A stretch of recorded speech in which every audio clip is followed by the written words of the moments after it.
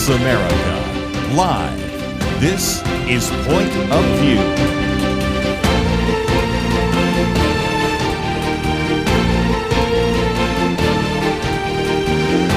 And now, Kerby Anderson.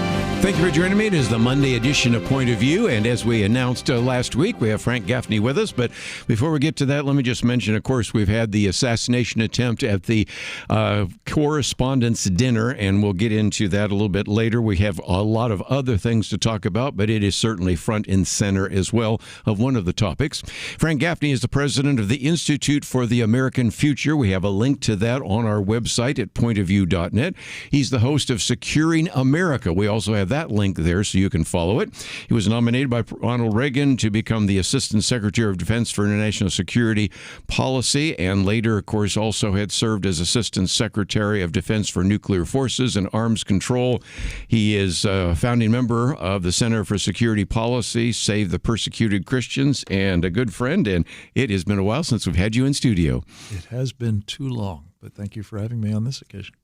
Let's, if we can, maybe clarify some of the things we're going to be talking about, because one of the things you talk about at the Center for the American Future is the totalitarian trifecta.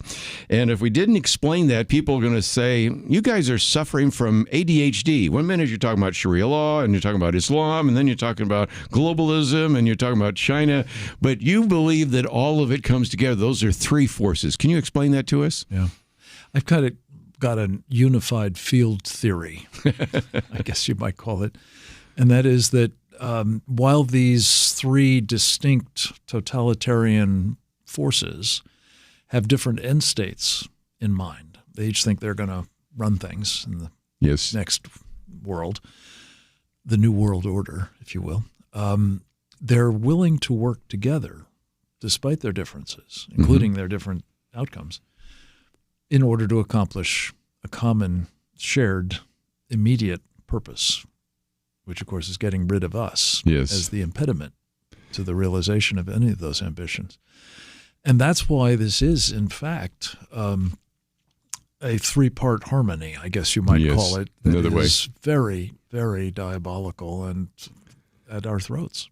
And again, I think some people might say, how is it that China was even working with Iran? These are theocrats, and this is the mullahs and all of that. And how does that have any relationship to Davos and all the things we've talked about? I put in front of you here a few of the booklets we have on topics, as well as some of our Outlook magazine. But one of those is on Sharia law, and I thought we'd start there for a couple of reasons. First of all, one of the commentaries I had that came out was to answer the question I get sometimes: why is it so many politicians right now are talking about Sharia law? Aren't you proposing a solution for which there is no problem? And you noticed one of the things I quoted in there is Sharia law and the American state courts, which comes from one of your works that we quote in the booklet. And since that has come out, it's gotten worse, hasn't it? Can you explain? The reason that politicians are talking about it is because people are talking about it. They wouldn't left their own devices almost certainly take this on because, well, politically, it's been long deemed to be, the third rail. Yes. You don't want to touch it. People are talking about it, particularly here in the state of Texas, Kerby, as you know, because they're now confronting it every time they turn around. I think the announcement of this epic city in Plano, the East Plano Islamic Center city, if you will, was a wake-up call to an awful lot of people because it was essentially going to be a Sharia sort of community. Non-Muslims were not going to be welcome. The authorities ultimately would not be admitted. In other words, it would be, over time, if not very, very quickly, a no-go zone. And what we've been witnessing, to an even greater degree than here, if we're paying attention, it's now unmistakable in Europe that those no-go zones have metastasized into essentially parallel societies, if not mortal threats to the host nation and its form of government. And I think that these alert American citizens, informed I want to say thank you very much by people like you. I'd like to thank me a little bit too, and Steve Bannon and others, have now become aroused to the point where I have been told by any number of political figures, this is the topic people want to talk about. When they get into a room, even if they come in for some other reason, some other topic, this is topic A.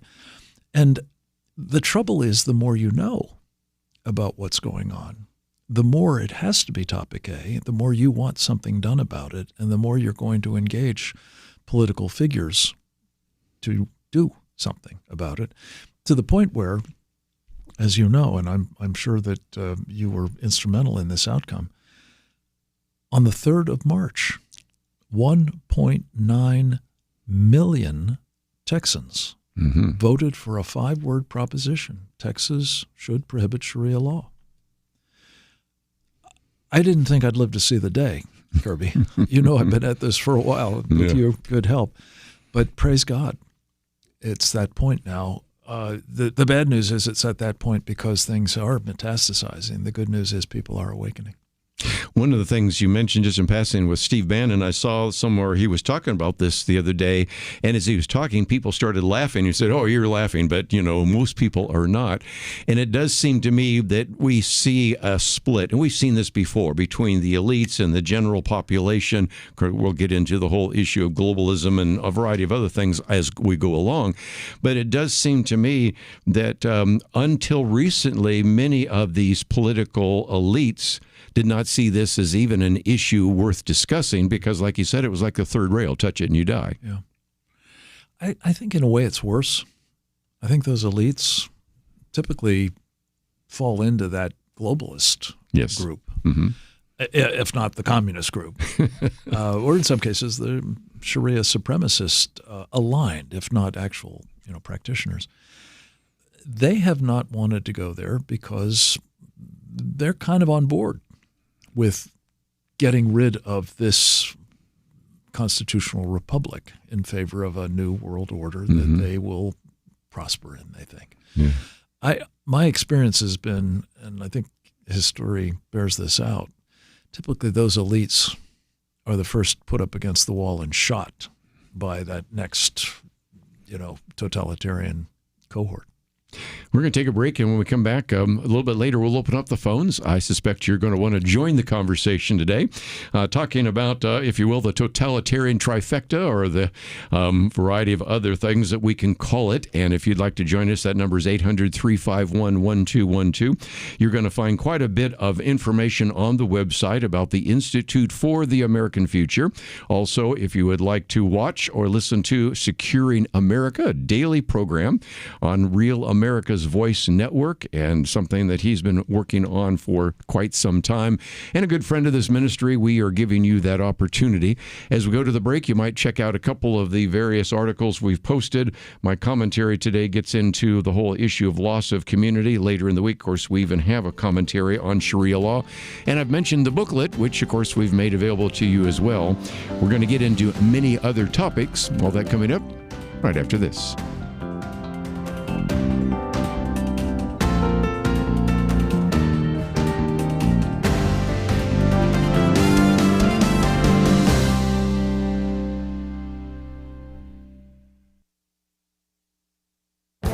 This is Viewpoints with Kerby Anderson.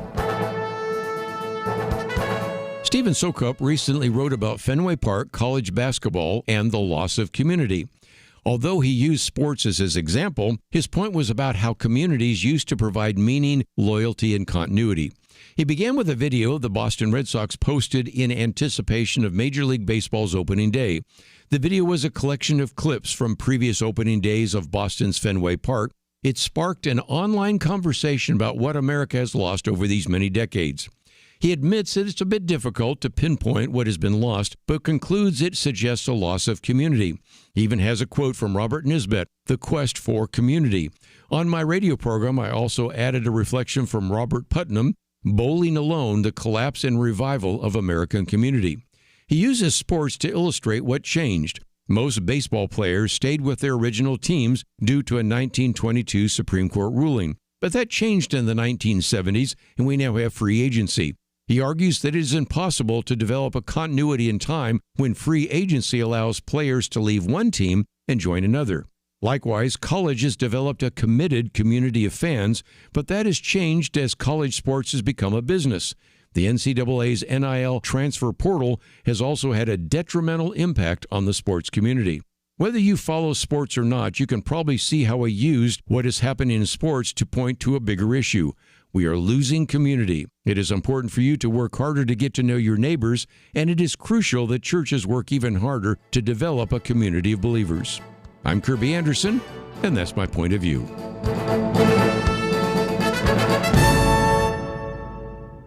Go deeper on topics like you just heard by visiting pointofview.net. That's pointofview.net.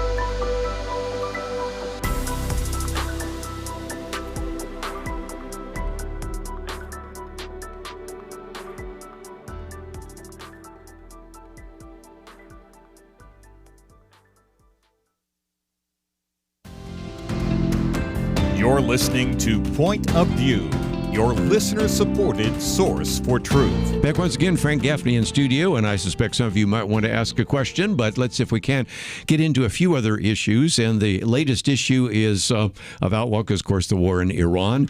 And I thought that is a good way to move even beyond the one part of Islam to recognize that if you had said to people years ago that China and Iran would be working together, frankly, you and I are old enough to remember when Iran was not working with Russia, or Iran was basically a friend of the United States, and you were there when some of that changed in the Reagan administration. These connections and these alliances are hard to sort out, and yet we recognize that Donald Trump did something that other presidents did not do, and that is recognize that a nuclear Iran would be a threat to the entire world, wouldn't it? It would. The interesting thing, Kerby, is that other presidents recognized it too. It's just they weren't going to do anything about it. They were going to talk about it. They were going to maybe send money on it, do deals about it, and send money, yes. But they weren't going to stop it. They weren't going to prevent it from happening, for sure. And I give Donald Trump tremendous credit for doing it. I mean, it's come to people's attention that this is the eve of a midterm that may well determine his presidency's prospects for another 2 years. Mm-hmm. He put it all on the line. Was he thinking that it would be, a quick and splendid little war, as they used to say, Spanish-American Civil War? I don't know. But whatever it was, he was right in my judgment. And I just pray that he'll stay with it to the point where the fruits of all of that effort, all of that destruction, all of that loss of life and so on can be, harvested. And I think what that means is that the people of Iran are liberated from this nightmare, and we're no longer threatened by it. Yes.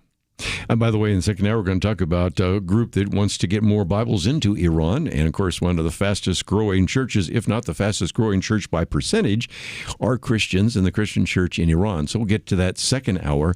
Hugely important topic. And really is key, because that could change the direction of where that country has been for 47 years, as you well know. Absolutely. But what about the China connection?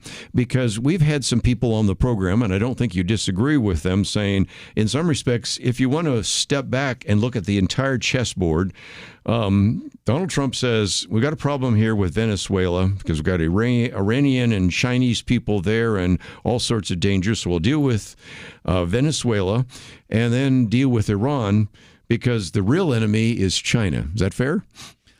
I certainly think that's true. Does he think that's true? I believe he does. I think that if you take, sort of the totality of his policies, and you've mentioned a couple of key parts of them, his national security strategy doesn't say that communist China is our enemy. To the contrary, it kind of glosses over that. But his policies taken together with the Panama Canal, with the idea of Greenland, hemispheric security more and generally. You've talked about that, yes. The contesting what the Chinese are doing in the Far East and in Africa. All of these things suggest, especially the energy play with respect to Venezuela and Iran, that he is set on not only undoing the years, decades now really, of our creating supply chain dependencies on a country that makes no secret of its intent to destroy us, a regime, the Chinese Communist Party specifically, that makes no secret of their intent to destroy us. And he's going, I think, after it in a way that, again, I'm prayerful may ultimately do what my old boss Ronald Reagan did. A little help from myself, but mostly a lot of others, namely putting that time's totalitarian, communist, existential threat to freedom on the ash heap of history. Yes. Just an incredible opportunity to look at that, especially if you see what is happening in the Strait of Hormuz right now. And the question is, if China is watching how we've been able to have a blockade, I would think that it would cause Xi Jinping and a few others to think maybe we don't want to try to take Taiwan right now. It does seem to me that in some respects, how we project force in some parts of the world sends a message to other parts of the world, don't you think? I think the totality of what we do, projecting power, yes, being resolute in the use of power, yes. I'm somewhat of mixed minds about whether the Chinese are looking at this as a moment in which they are deterred, maybe or not. whether they have an incentive to act. Because, after all, we're pretty distracted by and tied down in the Middle East at the moment, especially if you throw on top of it Ukraine.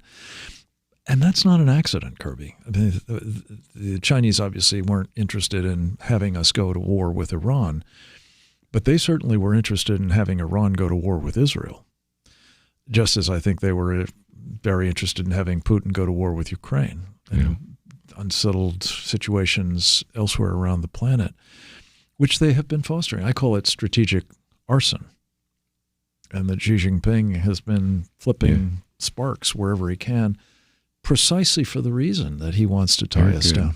Yeah. Well, it does seem to me that also brings us back to the fact that you've worked in the Defense Department. You know how difficult it is sometimes to get members of Congress to vote for resupplying armaments, of which we've been using them quite significantly. And that is a next battle in Congress because, first of all, we are concerned about how much force China can project with their Navy and with just the sheer mass of humanity that they have here. But also, we are certainly spending a lot of our armaments in a Middle East conflict right now that would not be used later on if we ever did find ourselves in a battle with China. You're absolutely right. And again, when I said tie us down, yes, that was a key piece of it. You know, when you look at how much we were pouring into Ukraine during the Biden years, yes, I mean, he was taking stockpiled weapons from South Korea and from Israel and our own kit here in the United States and our forward deployed forces in Europe and putting them at the disposal of the Ukrainians. And one can argue that was a good idea. Mm-hmm. I'm very sympathetic to the Ukrainian situation, honestly, but the exhaustion of our supplies and the failure to replenish them on Biden's watch, at least, created a vulnerability, I think, that the Chinese might be tempted to exploit. Frank Gaffney with us, and I thought there'd be a couple of things before we open up the phones that we would talk about. If you go to Institute for the American Future, you'll see usfuture.org. You can just remember that. One of the things you have is what's called the Victory Coalition, Countering Sharia Supremacism, and that is Sharia is certainly something we talked about, and there are some places and ways in which people can get involved with you. You have a sovereignty coalition and a variety of others. So just before we take a break, because this is a great time for people to go to your website, talk about what is available there, because first of all, you're just in town because our good friend Debbie Georgiadis had you at a summit. So if somebody would like to schedule Frank Gaffney to speak, you certainly can contact him there. But there are some ways in which people can join with you, contact you, get some of your articles. Talk about what's available on the website. Thank you, Kerby. And just by way of introduction, what I think is unique about this Institute for the American Future is that it is rooted in the idea that we don't need another think tank. What we need is an outfit that can help good people in government get things done by having competent, skilled people that they can pull in with a single phone call to help. So we have 5 coalitions. You mentioned the Sovereignty Coalition, which is working obviously on our sovereignty. The Victory Coalition, countering principally Sharia. The Committee on the Present Danger China, the issue we were just talking about, the Chinese threat, CCP threat. 2 others, one on Save America's Military, and finally one that is about the overarching spiritual warfare problem we're facing, which is called Save the Persecuted Christians. So again, we're going to take a break and come back. I would encourage you to go to the website and find out about some of those. And again, we will be talking about persecuted Christians next hour with Dirk Smith, but you can find out about that and find about some of those coalitions and a way in which you can get involved. And most importantly, let's open up the phones to give you a chance to join the conversation. Haven't even talked about the globalists yet and the World Economic Forum and Davos and that. We'll get to that sooner or later. But if you'd like to join us or ask a question, 1-800-351-1212, 1-800-351-1212. Frank Gaffney with us. We'll be right back.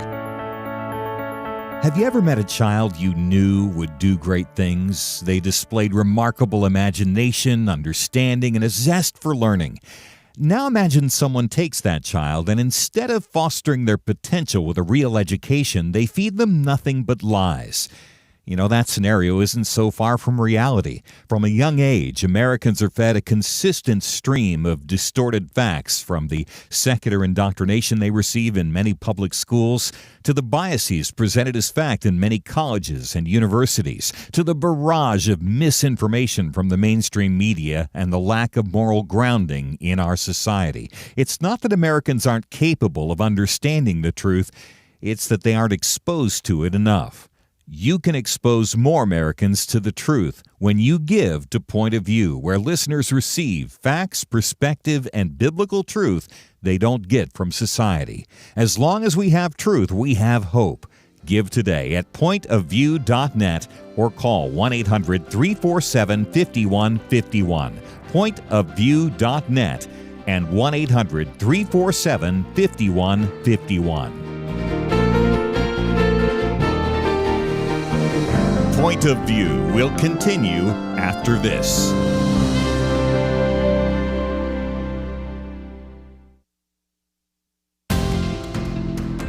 You are listening to Point of View. The opinions expressed on Point of View do not necessarily reflect the views of the management or staff of this station. And now, here again, is Kerby Anderson. Back once again, Frank Gaffney in studio. And of course, we have provided all sorts of things on the deep state or the Great Reset. But one of the things I thought we might talk about that you are focusing more in time and attention on is what you call the red-green axis. And I think it's pretty intuitive to most people what it means, but fill in the blanks if you might. Well, we kind of touched on it early on in this idea that you have seemingly divergent philosophies or political ideologies, what have you, somehow making common cause. But for some time, we've been particularly focused on the evidence that the communists, and sometimes they go by socialists, sometimes they go by progressives or liberals or whatever, but at the end of the day, yes, fundamentally they're aligned with communists. They are making intense common cause with jihadists, or Sharia supremacists, as I call them. And interestingly enough, in the neighborhood here, Saturday, we had a group of what style themselves as Tarrant County Young Democrats issuing a statement that if it wasn't written by the Muslim Brotherhood, sure sounded like it. And it towed the line. It said, Sharia is just sort of this abstract set of principles, and you don't really have to observe it. You can do what you want, but, it's just sort of a guide. And Islam does not teach violence, does not encourage people to engage in holy war and so on. All of this, which is, of course, not true. Not only not true, but it's preposterous that anybody would actually try to contend that. The upside of it, Kerby, in a way, is I think it joins the battle. We, as we talked about before the break, we had 1.9 million Texans say they don't want any part of Sharia. We now have at least some Democrats standing up and saying, "Oh, yeah, we're okay with it. That's fine." So this brings me to one of the focuses of effort of what we call our Ban Sharia campaign at the Institute for the American Future. The website for it is bansharia.com. And it's part of a larger campaign, I think modestly set as its goal, Save Texas, Save America. But specifically what we're trying to do is now to take the important evidence that people do care about this when they find out what's afoot, evident in Proposition 10, and turn it into a challenge to politicians, people seeking elective office, not just here in Texas and not just for federal offices, but every state, every office. And I would encourage your listeners, which I'm delighted to say now extend over 200 plus stations. It's fantastic. But ask each of them in the next 4 or 5 months, you're almost certainly going to run across somebody who wants your vote for something. Ask them to take this pledge. And it's very simple. It simply says, I pledge to the citizens of my district and the American people that I will oppose any and all efforts to impose Sharia upon them. Period. Yeah. And this isn't a partisan thing. This should be something that anybody, Kerby, who is willing to swear an oath of office along the lines of, I will support and defend the Constitution of the United States against all enemies, foreign and domestic. Well, by God, they ought to be able to sign a pledge saying Sharia is such a threat and I will oppose it. I might hold up the booklet that you can see here for those of you watching online. But the bottom line is, as I've said before, all you have to do is remember the numbers 1, 8, and 14. 1 for the First Amendment, and that is we do not allow the establishment of religion. Sharia law would be that. 8 would be the Eighth Amendment, cruel and unusual punishment. If you've ever followed any of the statements about Sharia law, you know that would certainly violate it. And most importantly, the 14th Amendment, the idea of equal protection, but in a Sharia-compliant country, of which we have so many, Muslims have greater rights than non-Muslims. Men have more rights than women. So if you believe in the Constitution at all, this is not a difficult pledge. Right. And I even used that the other day. To that list, I mean, you've gone through the amendments. There's actually Article 6, which is in the body of the Constitution itself, as you know, and it simply says the Constitution is the supreme law of the land. Yeah. You're not going to have Sharia in there as an alternative supreme law. Can't happen. That's anti-constitutional, not just unconstitutional. So again, we'll probably get some more information out about the Sharia-free pledge, bansharia.com. And Sharia is Sharia, in case you have trouble spelling it. Some people put an H on the end, but that's, I think, very easy to find. And I thought for just a minute, since we have a lot of Christians listening and a lot of pastors listening and Sunday school teachers listening, you've had a situation in which you've had Turning Point USA Faith Forward Pastors Conferences talking about Islam and the church. And I was in a church recently when I used that example of 1, 8, and 14, and I think it was news to everybody there, but there is this sense sometimes that, well, especially when watching the Pope right now and we're looking at some of these other religious leaders, they all seem to be saying, look, they are worshiping the same God. They just maybe don't have the same scriptures. You've even had a very prominent talk show host recently say, well, actually, Muslims love Christians, which would be a surprise to some of the Christians living in Nigeria right now. And so it does seem to me, Frank, that one of the things we need to do is not only talk about this in a political sense, but I think we need to do some education inside the church, don't you think? 100%. I was actually at that pastor's conference. I didn't see all of it, unfortunately. It was about Islam and the church. And I didn't hear that much real focused conversation about Islam and what it is doing that's antithetical to the church, let alone what the church needs to do to try to save Western civilization, Judeo-Christian civilization. But you're absolutely right.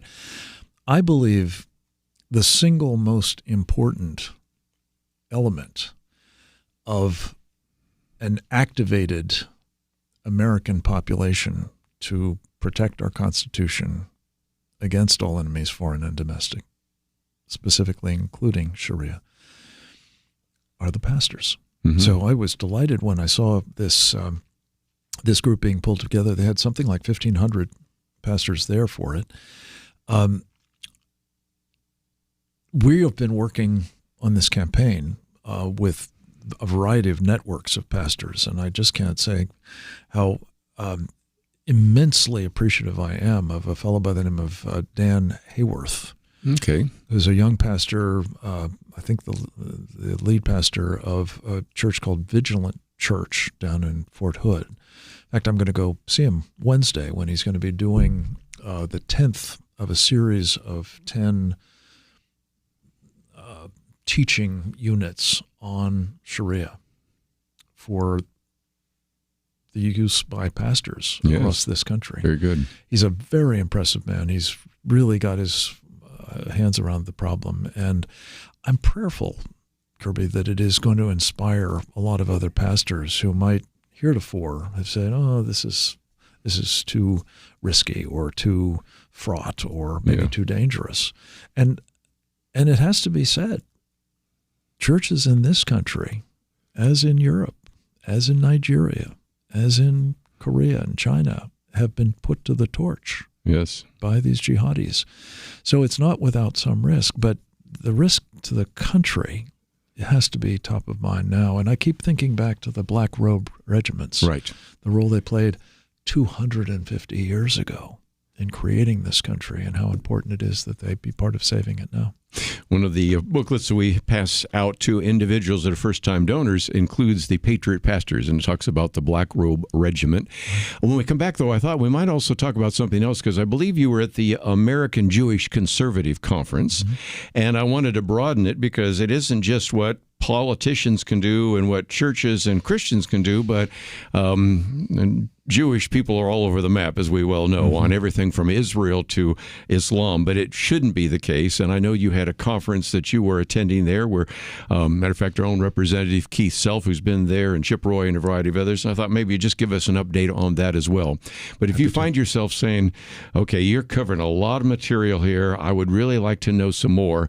Again, we have a link to Institute for the American Future, Special Forces in the War of Ideas. I love that cut line there. And again, that's usfuture.org, or simply go there. few things you can look at. First of all, you can get the button there that says Where We Stand, About Us. There is media articles and a contact point, because some of you may want to actually have Frank Gaffney come and speak to your group. That's a possibility. Number 2, we have, of course, Securing America with Frank Gaffney, and that's securefreedomradio.podbean.com. You don't have to remember all that because we have the link there, and you can listen or watch those as well. Let's take a break. We'll come back right after these important messages.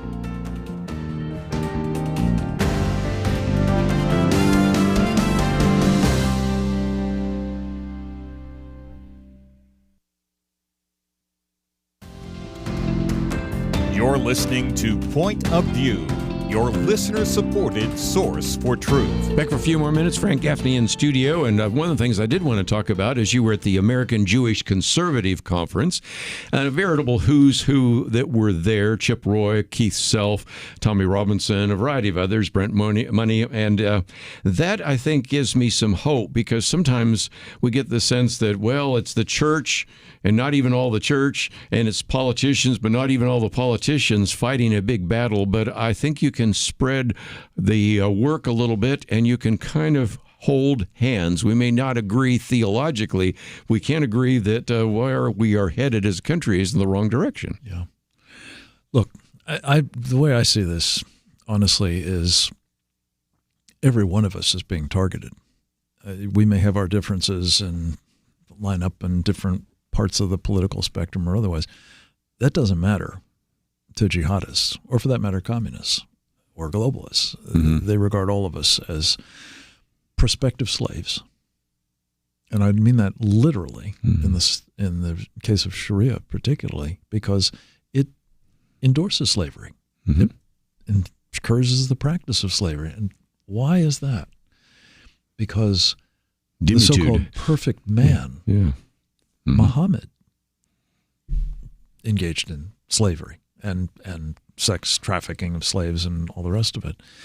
And every adherent Muslim is supposed to emulate the perfect man. So this is what you get. Anyway, that was an extraordinary event. Tommy Robinson, as I'm sure you know, is basically a street tough from, a very poor part of Britain, but who's become a force of nature politically, because he has been taking he knows how to make the argument. The government of Britain to task principally for ignoring another of the things that Muhammad engaged in, namely rape, using rape, a kind of rape jihad, in fact. And there's a statistic that's just mind-boggling, Kerby, but Tommy, I think, among others, believes it's accurate, that approximately 1 million British girls have been subjected to these rape gangs, mostly Pakistan. And the press will not cover it, and the politicians turn a blind eye to it. They've known about it, and they've tolerated it, as you say. And the man they've punished is Tommy Robinson, including with long stints in solitary confinement. I mean, it's just been unbelievable. Anyway, a guy by the name of Elon Musk turned up and started boosting Tommy, and now he is a force to be reckoned with. He had a march. I think I can't remember whether he was just going into jail or he'd just come out of jail, but whatever it was, something on the order of 3 million people gathered in the streets of London. I did see the pictures of that. It was just unbelievable. Yes, I saw those pictures. The point is, these are Brits who are now going back to what we started our conversation with, who are now realizing that they're imperiled. So this American Jewish conservatives group is wonderful. Benji Gershon is its leader. And he pulled together this team, and for about 3 hours, Tommy Robinson and these legislators held forth and explained what it is we're up against and why it matters so much that we must resist, right here in Texas especially, but really across America. Might just mention, too, that one of the reasons you're here is because our good friend Debbie Georgiadis put together this Texas Freedom Summit. Yes. Now, again, we broadcast all over the country, so you might say, well, I'm not interested in what's happening in Texas, but most of the individuals there, including this pastor you mentioned, Dan Hayworth, and I want to see if we can maybe get him on to talk about how across the country we need to address this issue. But certainly he's one name that you mentioned, but I thought I'd get your attention for just a minute by talking about Representative Brandon Gill, because he's the son-in-law, if I remember right, of Dinesh D'Souza. Yes. And he sort of came out of nowhere, and he seems to be mixing it up quite a bit lately with Ilhan Omar, right? Yes, it does. In fact, he told a story, and you need a little bit of background about Ilhan Omar. Yes. She personifies the worst of what we have seen in the Somali expat community in her state of now, her native state, her adopted state of Minnesota.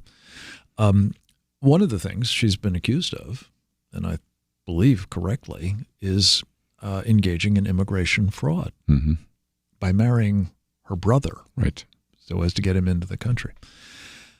Anyway, Brandon got up, and he's got a wickedly funny sense of humor, and he told a story about how he had been pushing back on Ilhan Omar in a variety of ways. And I've seen some of those clips. Oh, yeah. and she was in high dudgeon about it, and apparently she got right in his face on the margins of a budget committee meeting. They're both on the committee. And she started just tearing into him with the most vile language imaginable. And with a kind of gleam in his eye, he said, I just stood there, and so she was doing this, and I was thinking, do you kiss your brother with that mouth? And the crowd went crazy. It was so funny. Sure. So anyway, it's not really a laughing matter that we're but it confronting just people who illustrates are it. engaged in that kind of behavior, and they're in Congress, for heaven's sakes. And here's my most important takeaway, I guess, really. Here you have someone pledging to support and defend the Constitution of the United States against all enemies, foreign and domestic, as I said, with her hand on the Quran, which commands faithful Muslims to lie to infidels. What's wrong with that picture? I mean, please. So anyway, these are some of the things that argue for banning Sharia in our country. And when you have people, and I think Ilhan Omar is one of them, who are now naturalized citizens, but who adhere to this seditious ideology and are engaged in a conspiracy, by definition, a conspiracy to advance it, leading to the overthrow of our government, which she's sworn an oath to defend, they need to be deported. And I think if you were to do that with the foreign nationals for sure, and denationalize others who are embracing this utterly seditious and anti-constitutional ideology of Sharia, you'd start making this problem a lot more manageable than it is at the moment. Wish we had more time, but appreciate you swinging by here. I know that you're going to have a chance to meet with Pastor Dan Hayworth. Put good word for us in there. I'd love to get him on and find out what he's telling pastors about this issue. Frank Gaffney, again, is with the Institute for the American Future. You can click on his picture, and you can find out more about that. We also have a link to Securing America with Frank Gaffney. Both of those are on the website, pointofview.net. And Frank, it's great to see you. It's been a while since we've had you in here, and you are a great friend, and thank you for educating us on this very important issue. The pleasure has really been mine, and it's been so good to reconnect with you. And if I could just leave people with, again, that final call to action, get your candidate to take the Sharia-free pledge by going to bansharia.com. And again, we'll have a link to that a little bit later. Hold that up, and that's just one of the cards that has the information on the back, so it's pretty straightforward. But we need to take a break. When we come back, Dirk Smith's going to be with us. We've talked with him before, and they have provided a very significant number of Bibles to people in Iran. But they are convinced, and I think we are as well, that that may open up and provide a greater opportunity. Then we're going to come back, and we're going to talk about the Correspondents' Dinner and the attempted assassination, some things things we can learn there, as well as a variety of other topics in the news. So if you find yourself saying you've covered a lot of material, certainly go to the website. You're going to find many of the articles we've posted today, and they're all available at the website, pointofview.net. We'll take a break, come back with more right after this.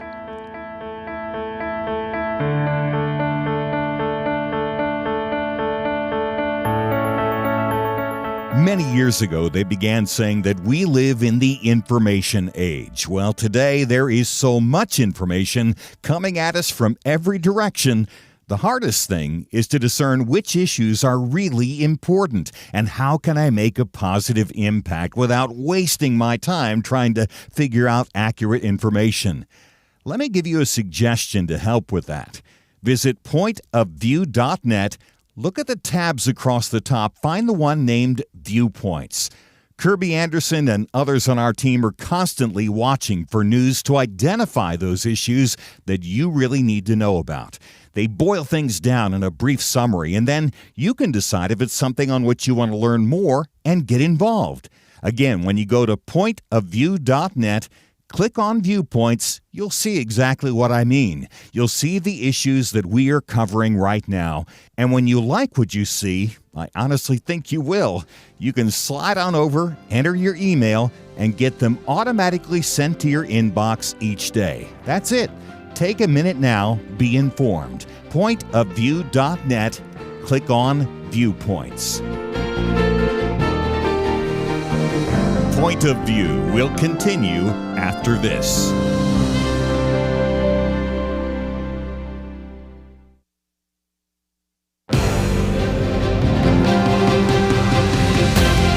Across America, live, this is Point of View.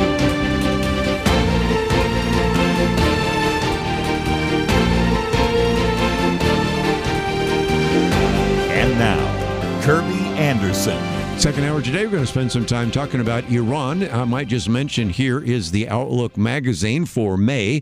It probably has already arrived in your mailbox. If not, it will be coming shortly and is on the way. And it talks about the war in Iran. And one aspect of that, which I talk about in my article in that magazine, is the religious component. Now, one element of that we talked about last hour with Frank Gaffney in terms of the ideas and ideology there in Iran, but also it is a place where we have talked about the fact that the Iranian church may be the fastest growing church in the world in terms of percentage. What about Bibles? And is it possible that there could be a very significant opening to that country? And so we have information today that we've posted. First of all, information about Dirk Smith, who we're going to be interviewing, and his article, which appeared in Premier Christianity. Iran could be on the brink of a historic opening for the Bible. Is the church ready to meet what may follow? Dirk Smith comes back to the program. He's vice president there of Eastern European Mission. Worked for many years as the development officer in his alma mater, Harding University. Also has worked in the area of business, has a bachelor's degree as well as an MBA in organizational development. And he is an individual that has really been front and center on some of these outreaches. And so, again, Dirk, welcome back to Point of View. Kerby, always great to be with you. Thanks for having me. Let's talk about what you've done there already, because in your article you point out that you have been able to get out a significant number of Bibles to those in Iran. So this is an opportunity to really begin to make a difference. Almost 90,000 Bibles for different age groups in the main languages spoken in the country. But we could be on the edge of seeing that country opening up even more so. What have you found? Yeah, it's exactly right, Kerby. We just don't know what's coming, and none of us do. But yeah, so far we've tried to respond as best we can. As we tell people, our Bibles are not Bibles looking for people. They're people looking for their Bible. So these are requests that have come in, and we partner with a number of organizations who are working on the ground. We always work with the indigenous people as closely as possible. Of course, Iran, as you can imagine, is a little more strategic in nature. We have to be innocently conniving, if you will. And so we've worked with some great partners there. And we have a children's Bible that is in Farsi. We have a teen Bible that's in Farsi. We work with Elam Ministries. They have a great translation of the Farsi Bible. And just doing everything we can at this point in time. But who knows where this thing's going to go? I mean, as we all know, the church always grows when there is distress. When there is persecution, the church grows. And that's what we're seeing in Iran. As you mentioned in the lead-in, the fastest growing church globally that we're aware of, and which to many of us in the West doesn't make sense, but that's Jesus's upside down economy of, that he sets up. Well, again, for more than 6 decades, you've been involved in working in places where it's very dangerous in some cases or difficult to have access to the Bible. And maybe you speak to the issue of what it's like in Iran, because in some respects it is a more dangerous country. It's one thing where you may not have access to a Bible. It's another where if you have access to a Bible, you probably want to read it in secret. You want to pass it around in secret. So what have you discovered about what it's like to even try to read a Bible in Iran?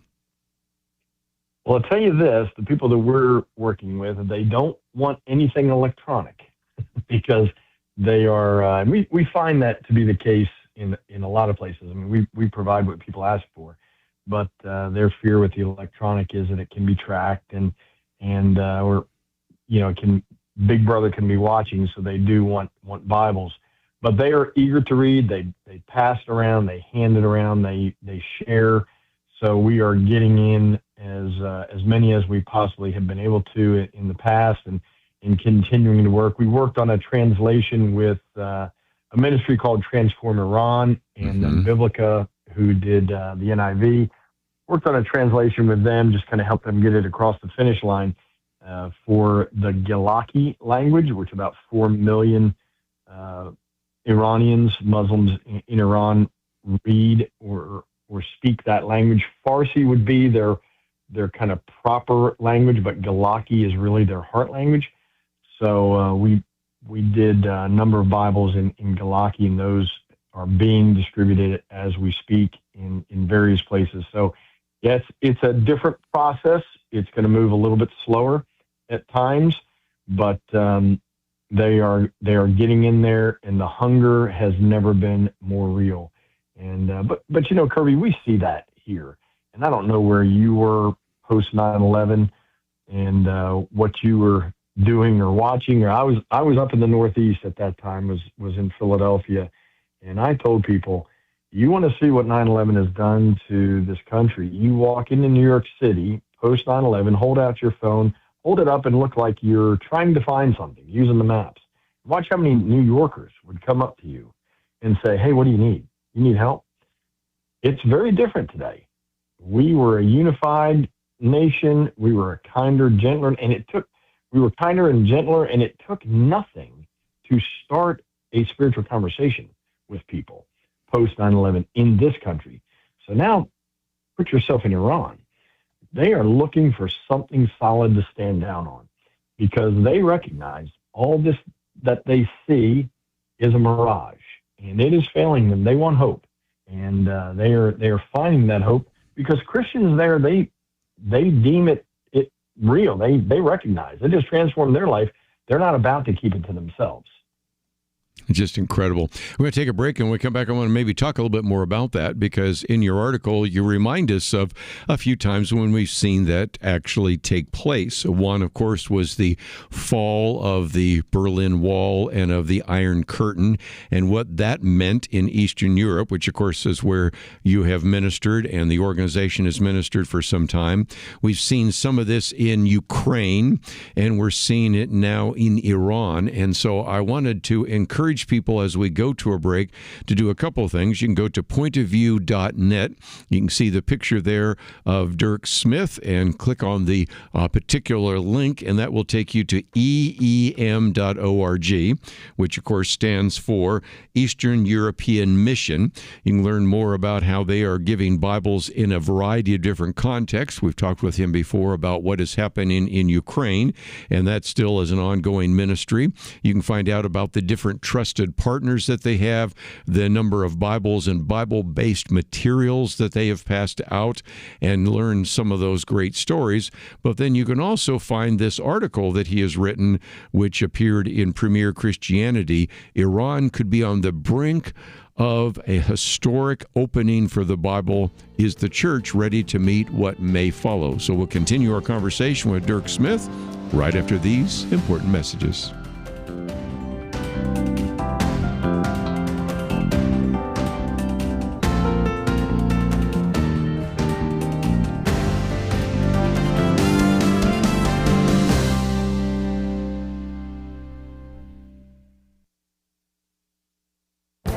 This is Viewpoints with Kerby Anderson. Stephen Sokup recently wrote about Fenway Park college basketball and the loss of community. Although he used sports as his example, his point was about how communities used to provide meaning, loyalty, and continuity. He began with a video the Boston Red Sox posted in anticipation of Major League Baseball's opening day. The video was a collection of clips from previous opening days of Boston's Fenway Park. It sparked an online conversation about what America has lost over these many decades. He admits that it's a bit difficult to pinpoint what has been lost, but concludes it suggests a loss of community. He even has a quote from Robert Nisbet, "The Quest for Community." On my radio program, I also added a reflection from Robert Putnam, "Bowling Alone, the Collapse and Revival of American Community."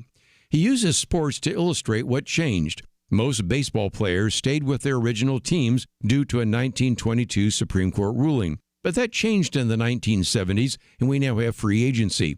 He argues that it is impossible to develop a continuity in time when free agency allows players to leave one team and join another. Likewise, college has developed a committed community of fans, but that has changed as college sports has become a business. The NCAA's NIL transfer portal has also had a detrimental impact on the sports community. Whether you follow sports or not, you can probably see how I used what is happening in sports to point to a bigger issue. We are losing community. It is important for you to work harder to get to know your neighbors, and it is crucial that churches work even harder to develop a community of believers. I'm Kerby Anderson, and that's my point of view.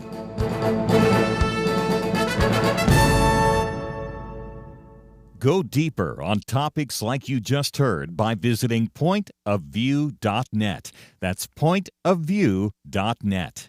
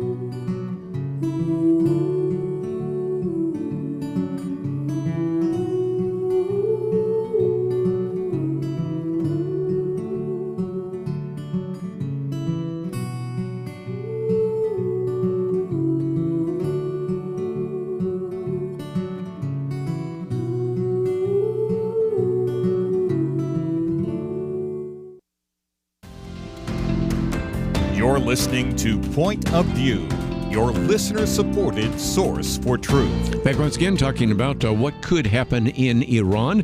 I might just point you again to the Outlook magazine that is either arrived or will be arriving at your inbox and to your mailbox, and I hope you'll take the time to read it. But one aspect of that is, can we provide Bibles? The providing Bibles to those in Ukraine is something we've talked about with Dirk Smith. Now focusing on what could happen in Iran.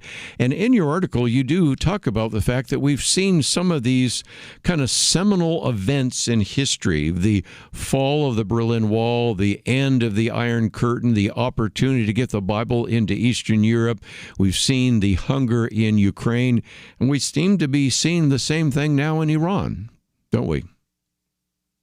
Yeah, it's truly, we're watching history repeat itself, and whenever we see situations like this in nations where there is persecution, people look for hope. They want to know, and we do that in our own lives as we go through trials in our own lives. I would venture to say that every person listening to this show right now, if they would think back on a time that they had a personal crisis, whether it be a health crisis, family crisis, whatever that might have been, if they hung on to God, on the other side of that, they recognized that they grew deeper in their faith through that trial. And that's the way the Spirit of God works. And so, yes, we've seen it. We saw it in the Soviet Union as they went through the trials. They wanted and they hungered for hope, and they hungered for Jesus, which we still see that happening today. That culture is still embedded there. Ukraine is continuing to keep us extremely busy as the Ukrainian refugees pour out of Ukraine and head into places like Poland and Hungary and Slovakia and Romania and all the bordering nations. And we're seeing it. We saw it really, Kerby, in 2015 and 16. People will remember all the Middle East refugees that were coming through Turkey as they were fleeing at that time and flooded Greece. That was kind of one of the initial flows that took place, and the outcry and the need for Bibles in their language at that time was immense. And we responded and worked with numerous different ministries on the ground in Greece to meet that need. And here we are facing it in Iran and watching as God does something amazing with what Satan thinks is going to destroy. God uses to bring in his kingdom more powerfully. Again, one of the things that many times people wonder about is what's next. And I'm not asking you to speak to the foreign policy issue, but I'm thinking about the worldview issue. I'll hold up our booklet that we've done on a biblical point of view on Islam, and I'll hold up the booklet we just talked about last hour, a biblical point of view on Sharia law. And I was even speaking in a church recently where people were kind of skeptical, saying, well, even if you eliminate some of the mullahs, there's still going to be a lot of people that hold to Muslim thoughts. A very high percentage of them still believe in Sharia law, and that is true. Not disagreeing with that, but the Bible can change a lot of that if indeed you are convinced that once a Muslim country, always a Muslim country, well then all we're going to do is change the leadership in Iran. But if there was any kind of spiritual revival or spiritual reformation, if you will, the Bible is the very basis of thinking differently about issues, thinking differently about the status of women, for example, in that region, the status of how indeed law is actually implemented. This could be a real significant turning point and a good illustration of why we do need to not only hand out Bibles and get Bibles in there, but help individuals who are Christians develop a Christian world and life view, because they could eventually perhaps be the leadership of the next generation. What are your thoughts? Absolutely, Kerby. And to have that defeatist attitude, I guess for those that would have that attitude of it's not really going to happen. Who are they limiting? They're limiting God. Well, I've been around the sun a few times. I'm not doing that. I'm not about to limit our God. And I'll tell you, with a personal story, I'll never forget when the Muslims were pouring in to Greece, and I met a man there and followed up the next year, and I meet a friend of his, and they're both from Afghanistan. And I found out they were friends, and so I walk up to one of them. His name was Masood, and I said, Masood, this is your friend Yasser. You guys are friends here. Were you friends in Afghanistan? And they both laughed, Kerby. And Masood looks at me and he says, no, Dirk. He says, I'm Shia. he's Sunni.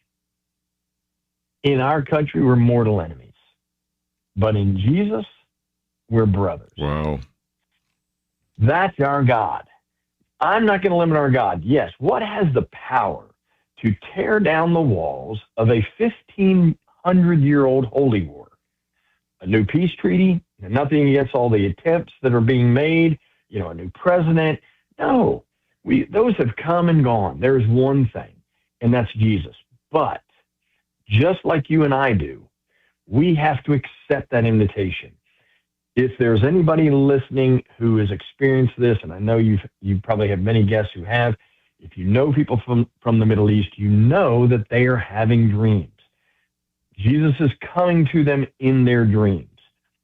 Now, they have the option to respond to that or not. Just like you and I have the opportunity to respond. They do the same. But when they do, and they embrace Jesus, the power of the Holy Spirit, the power of God, can cure and heal any heart, can transform any heart. So I don't care what somebody's baggage is. I mean, look at who God used and Jesus used through Scripture. I mean, Paul was a Christian. He was a murderer. I mean, he was a terrorist.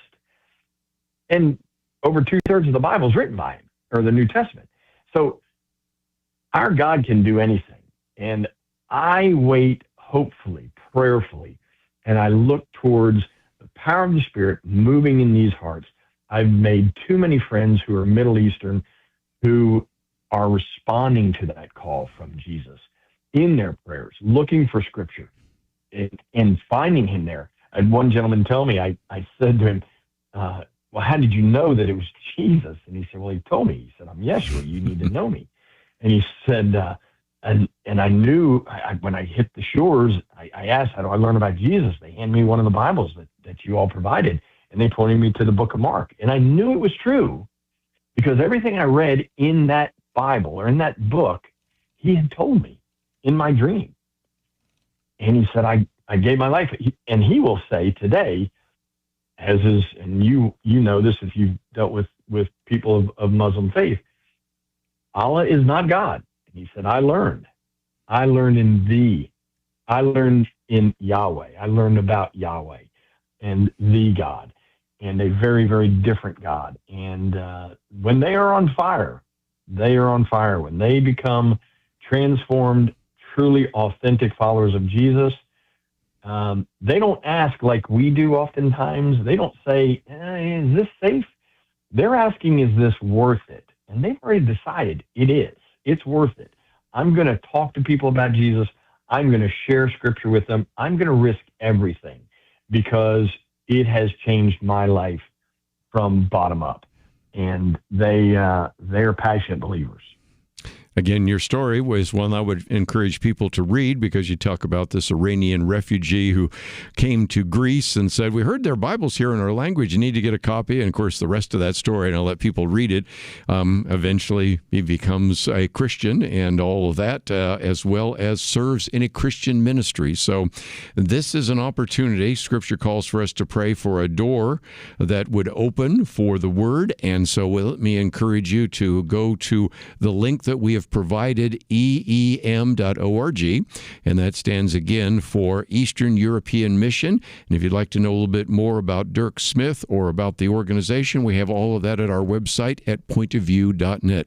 Dirk, thank you for checking in with us again, and we'll continue to watch what God is going to do in Iran. And thank you for your part in that ministry, and thank you for joining us today here on Point of View. Kerby, thank you. Going to take a break, and when we come back, I think it's about time to talk a little bit about the Correspondents Dinner, what happened there, the White House Correspondents Dinner on Saturday night. You're very familiar with it, but I thought I'd just talk a little bit about how the, not so much the media, but certainly some of the social media and some of the other individuals were actually passing on a lot of falsehoods and myths and things of that nature, and just how to maybe think about what this means for the future. Then we'll get into some other issues. We've posted quite a few articles. We'll try to get to them today. If not, there's always tomorrow. Take a break. We'll be back right after this. It was not that long ago that censorship appeared to be almost inevitable. Free speech was being attacked and strangled in many places. And some of us wondered if this was the end. But now, many feel a new sense of hope, a chance for a fresh dawn. Let me caution you, now is not the time to relax. It's a time to press forward, to use this fresh opportunity to proclaim and learn how to apply truth to current issues. By the fact you're here, listening right now, that tells me that you recognize the vital role Point of View plays as a voice of truth. For more than 50 years, we've informed and equipped people who have made a real difference.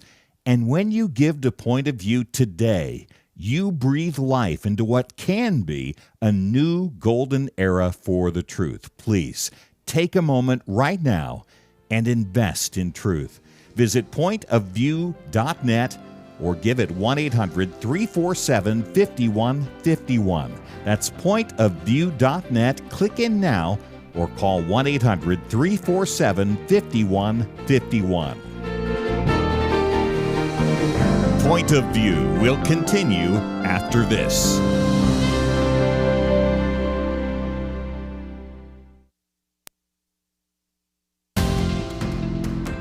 You are listening to Point of View.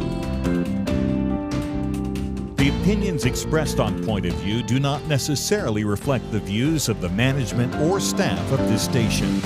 And now, here again, is Kerby Anderson. Back once again, one of the things we wanted to post for you is perhaps a good summary of what happened on Saturday night. It is the White House Correspondents Dinner. We've had associates with Point of View that have actually over the years been there. Connie Lawn used to be our White House correspondent. She would be there, and many other people over the years. And as this particular article by the editors of National Review put it, the Correspondents Dinner is an entrenched Washington institution, seeing guests have to take cover under tables and high-level officials shield their wives as heavily armed security officers swarm the platform was another jarring indication of the insanity that has gripped our national politics. You've probably seen some pictures of them, some being washed away. You've probably seen some pictures of at least two prominent individuals, certainly Steve Miller and certainly Pete Hegseth trying to cover their wives because nobody at the time knew where the gunshots were going to be coming or all of the rest. But as they go on to say, American life has always had its share of fanatics who kill or try to kill politically prominent people. And this individual bears the responsibility for his acts. But now, if people start digging into motives and others, there has always been this attempt to try to say that Hitler and Trump are one and the same, that in one case he was the Antichrist. They've got some links there to just remind you of some of the things that have been said. We recognize that the shooter deserves blame and is responsible for his actions. That being said, there has been, and Jim Garrity puts it very well, the race is on to set the narrative about the White House Correspondents' Dinner shooting. And he points out that, first of all, so often there is a lot of misinformation. He, for example, quotes CNN's Caitlin Collins, who reported minutes after the attempted shooting that the assailant had been shot dead. Well, it was not the case. And again, you can't blame her, especially if you have a CNN correspondent who actually was able to talk to a Secret Service agent and reports back to her, but it turned out to be false. And I love Jim Garrity. He says, this just helps us understand that how quickly, when that might be in their best interest, that they would report it. But on the other hand, journalists knew for some time about behavior of, for example, former Representative Eric Swalwell, but since we didn't have a source, we wouldn't quote anything. But more importantly, he then talks about a number of different things that were posted that were just factually wrong. And one of those came Sunday morning from Amy Siskine, who is an activist, a feminist, an author, and she informed her 447,000 followers that the shooter was not politically affiliated, and it wasn't even clear whether or not Donald Trump was the target. I got the exact quote here. Shooter from last night was a Caltech grad who had just gotten a graduate degree in computer science. He was staying at the hotel. The shooting happened on the floor above the ballroom. Despite Trump trying to use this to push forward his ballroom project, it's unclear if Trump was even the target. He was not politically affiliated. Okay. And as Jim Garrity points out, if you've paid any attention, you know both of these assertions were nonsense. First of all, he was quite outspoken in his political views. As a matter of fact, referred, and we're going to come back to this in just a minute, to the president, pedophile, a rapist, and a number of other things, which were then repeated to the president in an interview, but we'll go on. And then second of all, saying it was unclear if Trump was the target. If you're planning on committing a murder of anyone other than the president, grabbing a gun, charging into the room with the president with a lot of television cameras, probably not the best way to do so. And he uses this to illustrate another point, and that is the press unwillingness to talk about what we talked about the first hour with Frank Gaffney. He takes us back to the shooting that took place in 2016, the Pulse nightclub, which was basically argued at the time that it was a anti-homosexual action, when the individual who actually called 911 and says, "I pledge allegiance to Abu Bakr al-Baghdadi and the Islamic State." His name, also Omar Mateen, words like ISIS, terrorism, Omar Mateen, Islamist were not even mentioned. There's just almost sometimes an attempt to sort of rewrite history. And of course, one of those issues that has been most critical is the former president himself, Barack Obama, said we don't have the details about the motives, when by the time he wrote that, we had all sorts of details, and just an unwillingness to even acknowledge that.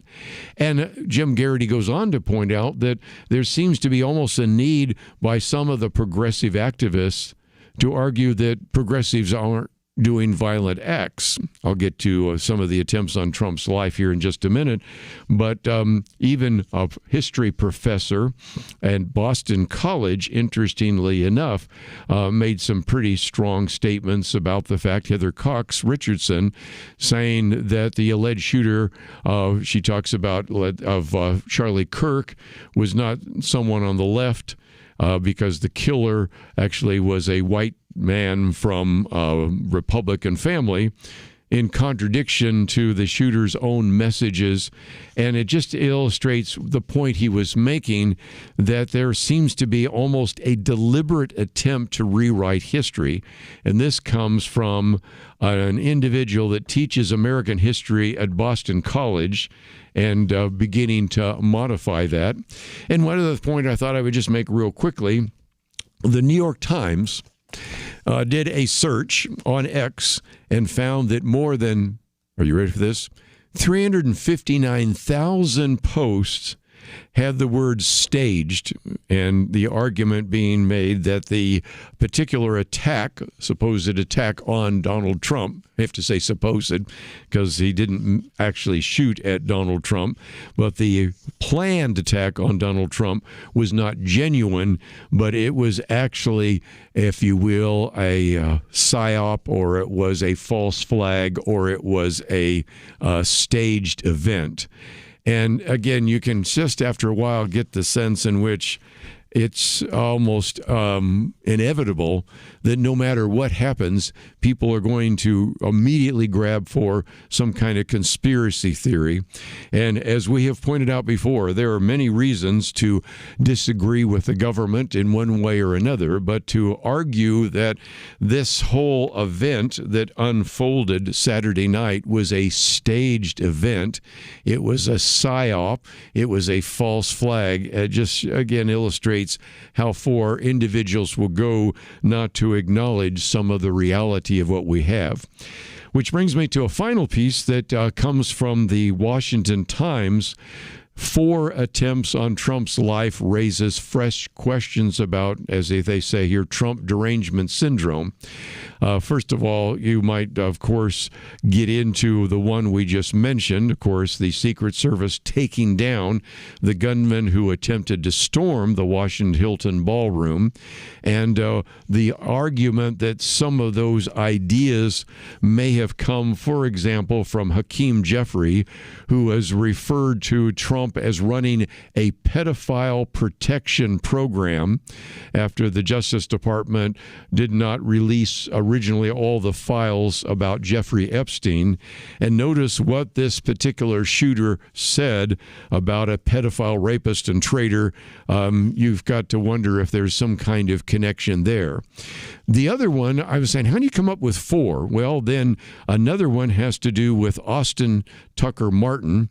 And this was an individual, interestingly enough, who actually went to Trump's Palm Beach residence with a gasoline container and a shotgun, which I had not really paid much attention to.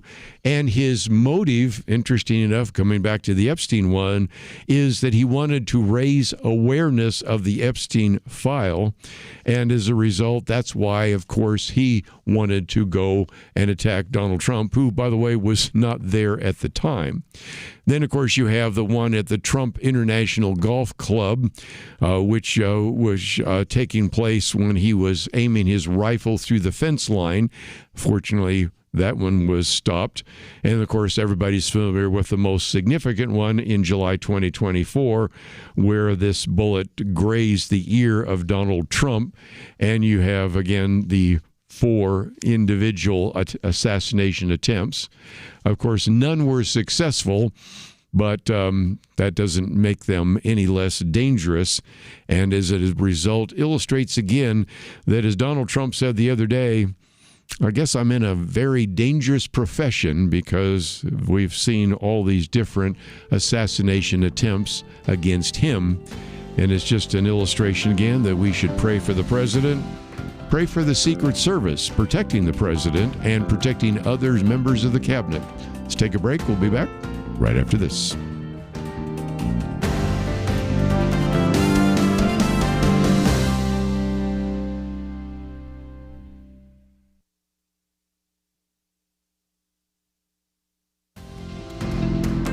You're listening to Point of View, your listener-supported source for truth. Back for a few more minutes, and again, in this last segment, let me mention 2 different articles which I think it would be appropriate for you to read in their entirety, but we simply don't have the time to cover all of them. But one of them has to do with the issue of what is happening with the revelation of the Southern Poverty Law Center.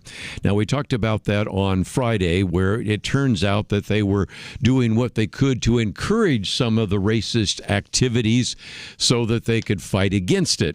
And Derek Hunter uses 2 great illustrations. He said, it's really easy to protect people from something that doesn't exist.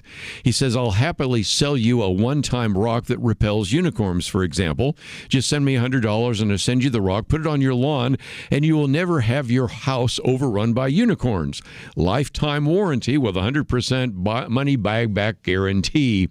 And so the implication is, maybe you're trying to talk about the fact that there's a lot of racism when there really isn't. The demand is greater than the supply, which is one of the reasons I've said in the past why we have so many of these fake hate crimes. There's a whole website to actually document all the fake hate crimes we've had over the years. But he uses another great illustration, and that is, even if you use the numbers from the Southern Poverty Law Center, they estimate that there were maybe 5,000 to 8,000 members of the Ku Klux Klan in this country. I think those numbers are high, but let's just use them for a minute because it shows what a remarkable change happens. Because he says, look, if you go back and look at the numbers that were used before, in 1920, Klan membership was estimated at about 4 million at that time when there were only 106 million people in the country. But he then points out that if you use some of the categories there, it went from about 3.7% Klan membership to 0.0019%. And then points out that in some respects, we're talking about something that is, again, like we like to sometimes say, a rounding error. But try this. The average attendance, and this comes from a writer that went into this in some detail when he wrote it years ago, the average attendance back then of a WNBA game was 7,600. Which means that if you were to use the numbers even provided by the Southern Poverty Law Center, which I think were inflated, that means there were maybe just 1,000 more people attending a random game of the country's least popular sports than there were members of the KKK. So you can begin to see that if you were just trying to do any kind of reasonable estimate, the number of people that were engaged in what would be considered institutionalized racism was a fraction of a fraction of a fraction of a percent. And since you have the desire to try to create more of it than it actually existed.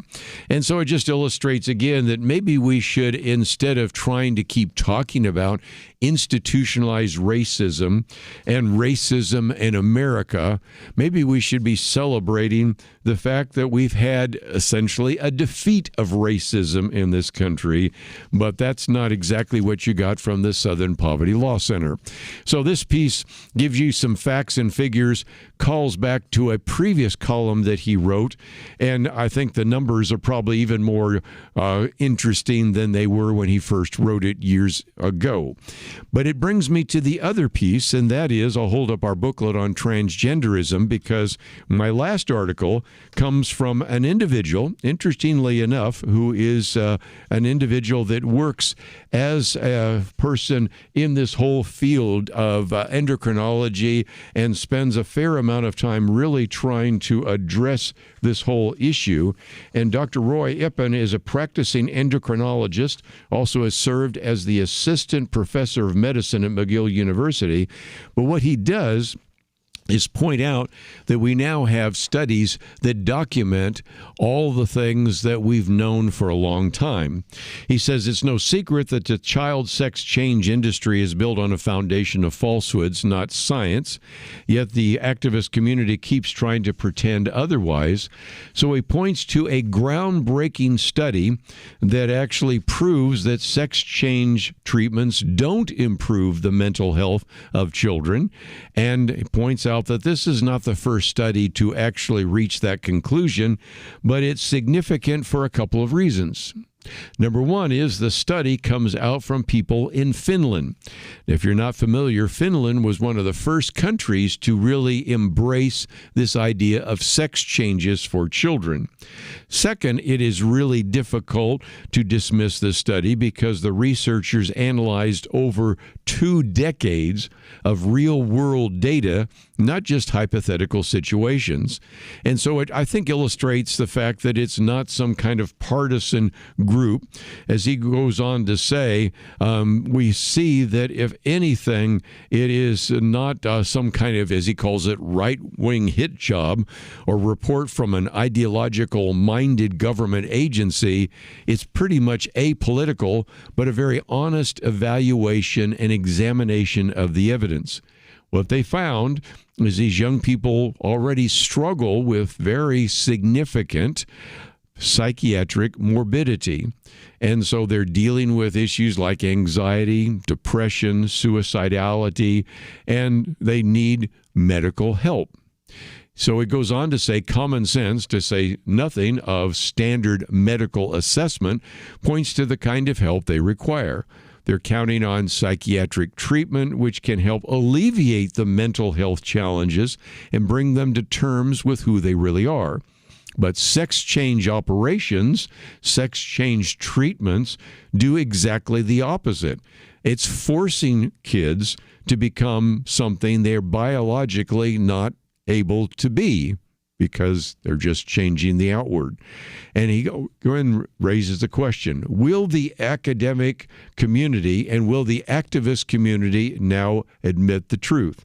He's really skeptical about whether the activist group will, because if nothing else, that is part of their identity, and their views are most likely, he says, set in stone. But he at least hopes that the academics will change. He says change is most needed from the American Academy of Pediatrics and the Endocrine Society, which represents his own medical specialty. These were two professional associations that were the early backers of some of the idea of unthinking, unquestioned sex changes for kids. So again, just one more study. Perhaps one of the most significant, if for no other reason than because it came from people in Finland and because it involves so much data. I think what we have been saying for some time, and this is a booklet I wrote 3 years ago, I think we would now want to update it with all the new studies, one from Britain and this one from Finland, that demonstrate what we've been saying for some time. Back then, what we had were very good articles written by people like Ryan Anderson and Abigail Schreier, but we have so much more now, which demonstrates again that what we were talking about was indeed true. Let's take a break, though. When we come back, I'm certainly going to have the Next Generation Roundtable on Tuesday. Going to be hearing from Matthew Spalding and Walker Wildman on Wednesday. Thursday, Tim Gageline on his new book. And then, of course, we have our Friday weekend edition. So if you find yourself wanting to find some of the articles we've mentioned, all available at the website at pointofview.net. My commentary today is about the loss of community and the need for us as churches and as good citizens in our own communities to reach out to others. So I hope you'll take the time to read some of the material we've posted for you as well. Once again, I want to thank Megan for help engineering the program. Steve, thank you for producing the program. We'll see you back here tomorrow, right here on Point of View. The Bible tells us not to worry, and yet there is a lot of worrying stuff in our world today. Thankfully, the Bible doesn't stop at telling us not to worry. God gives us a next step. He says we need to pray. But sometimes even knowing what to pray can be difficult. And that is why Point of View has relaunched our Pray for America movement, a series of weekly emails to guide you in prayer for our nation. Each week, you'll receive a brief update about a current issue affecting Americans, along with a written prayer that you can easily share with others. We'll also include a short free resource for you in each email so you can learn more about the issue at hand. Will you commit to pray for America? Go to pointofview.net. Click on the Pray for America banner at the top of the page to subscribe. Again, that's pointofview.net. Click on the Pray for America banner. Let's pray together for God to make a difference in America. Point of View is produced by Point of View Ministries.